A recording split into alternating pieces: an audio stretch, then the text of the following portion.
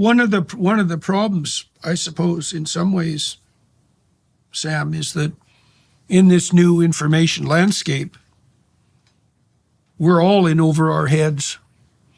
Yeah, but some of us are alert to that possibility and worried about it and taking steps to course correct and notice our errors and apologize for those errors. Okay. Well, let's also try to make a distinction here. I mean, there is a distinction that's important to make between accidentally wandering into pathological territory, and causing disruption because of the magnification of your voice. And there's a big difference between that and exploiting the fringe for your own self-aggrandizement. And there's plenty of the latter online. And I've been concerned for some substantial amount of time that online anonymity also drives that. I mean, you talked about the utility of embodied interaction in separating the wheat from the chaff, right? So one of the things you see online is, as you pointed out, if you have a crazy idea, you can find 300 other people who have even a crazier idea of the same sort, and you can get together with them, which you couldn't have done 20 years ago because there's only one of them per 100,000 scattered all around the world, but they can aggregate together quite quickly online. The places that females gather online, for example, are rife with that kind of pathology, and all sorts of psychogenic epidemics spread without any barrier whatsoever in consequence, because young women in particular are susceptible to psychogenic epidemics. And so that's a huge problem. It's also the case that in real world conversation, if I'm talking to you, it's me. And I have to live with the consequences of what I've said to you, assuming we ever meet again. And I have to live with the fact that other people hear about it as well.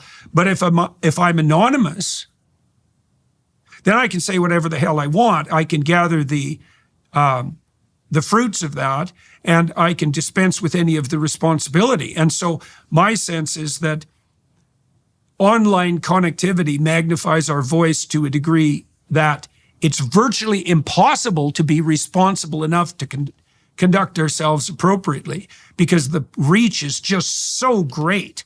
And anonymity literally gives the edge to the psychopaths, predators, and the parasites.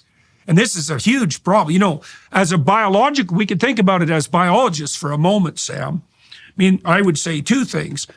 When the cost of communication is zero, the parasites swarm the system, right? Because the communication is a resource, and abandoned resources attract parasites. And what is it now?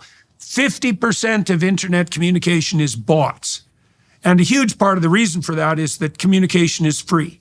But it's not free, right? Because you have to attend to it. It actually has a cost. So the price of free is the wrong price. Let me give you an example of this. Just you tell me what you think about this. One of the things I've done recently with my daughter and her husband mostly, and a bunch of professors, is start this Peterson Academy. And we have an online social media element to that, which tracks about 15,000 regular users. And we keep a pretty close eye on it.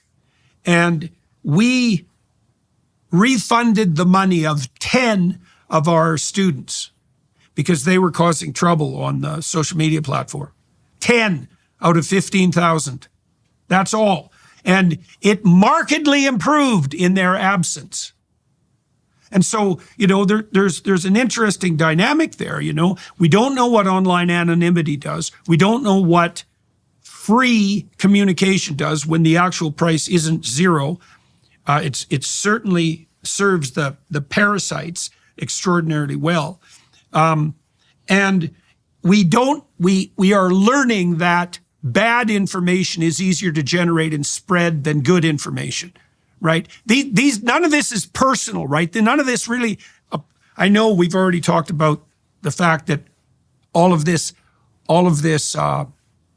what would you say, edgy conversation can be monetized and, used to attract attention towards bad actors.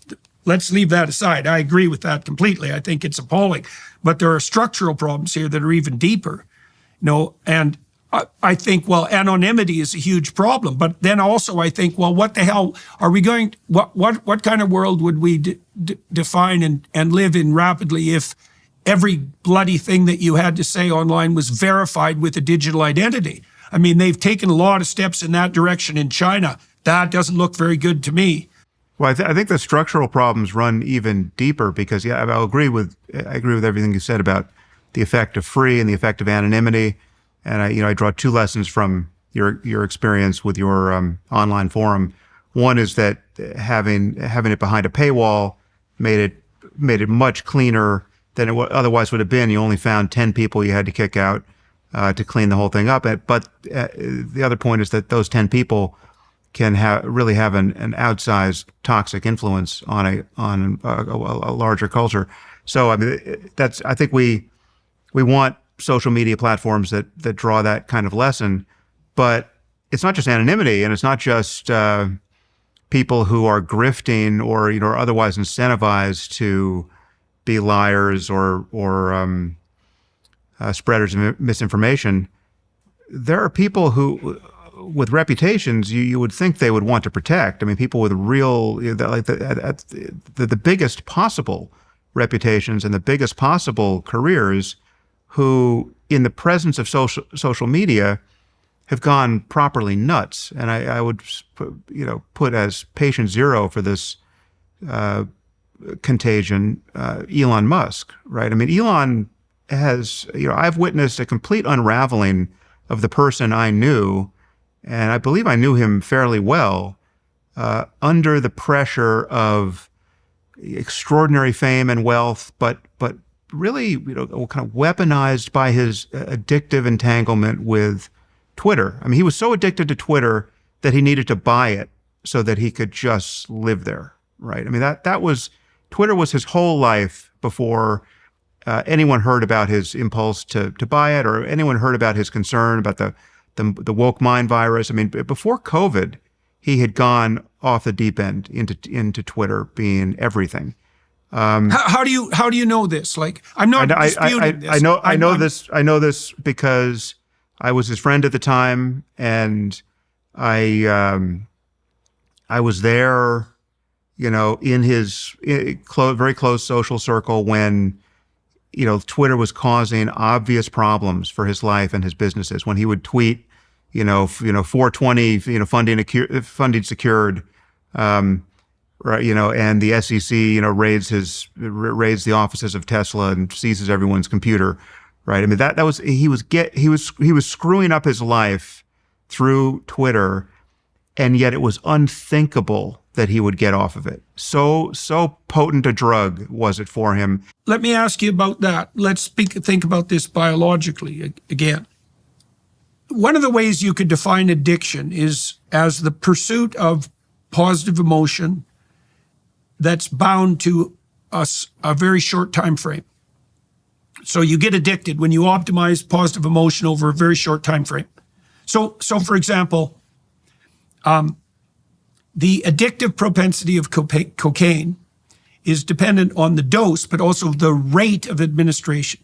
So the reason that snorted cocaine or injected cocaine is more potent than the same dose of swallowed cocaine is because it crosses the blood-brain barrier faster and raises the dopaminergic pitch quicker.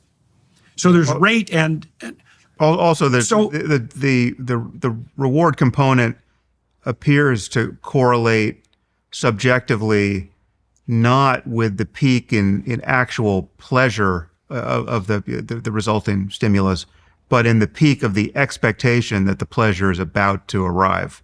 Yeah. Right. Well, the dopaminergic system is an expectation system. Yeah. And cocaine, so here's what we have with social media, with the bots, with the AI algorithm optimizers, right? So this is what's happening. You can see it happening to YouTube too, is that the systems are optimized to grip attention. But the battle is for shorter and shorter, what would you say, for shorter and shorter durations of attentional focus. So the battle is not only for attention, but for the shortest possible amount of information that will grip the maximum amount of attention. Now, the AI systems are using reinforcement learning to determine how to optimize that. And that's driving that fragmentation. Like you can see it on YouTube, because YouTube is tilted more and more towards shorts like TikTok, right? These fragmentary bursts of maximally attractive information. And they could